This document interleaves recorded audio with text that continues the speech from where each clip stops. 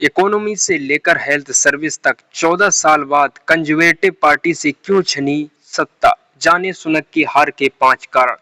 दरअसल आपको बताते चलें, ब्रिटेन में 14 साल सत्ता में रहने के बाद प्रधानमंत्री ऋषि सुनक के नेतृत्व वाली कंजर्वेटिव पार्टी को एक बड़ी हार का सामना करना पड़ा।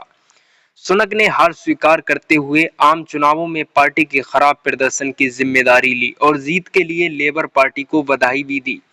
सत्ता विरोधी लहर गिनती अर्थव्यवस्था से लेकर आप्रवासन और खराब स्वास्थ्य सेवा तक कंजर्वेटिव पार्टी की हार के अहम कारण रहे।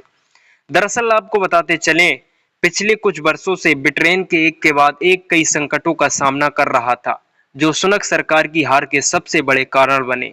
इसका सबसे बड़ा उदाहरण अर्थव्यवस्था है। देश में निम्न विकास दर से जूझ रहा है और अन्य प्रमुख विकसित अर्थव्यवस्था की तुलना में बहुत खराब प्रदर्शन कर रहा है।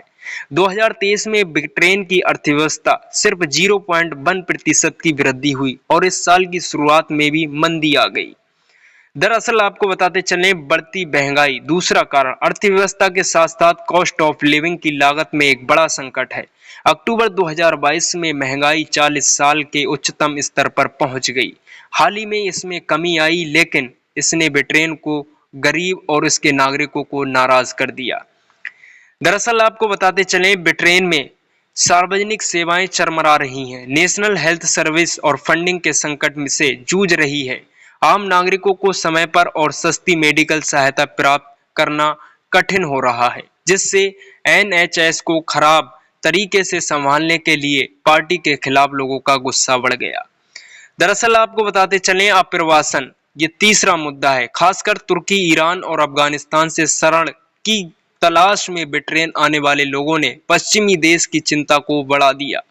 इससे स्मॉल बोट्स क्राइसिस कहा जाता है, जिससे हजारों शरणार्थी छोटे जहाजों और नावों के जरिए इंग्लिश चैनल को पार करके इंग्लैंड में प्रवेश करते हैं।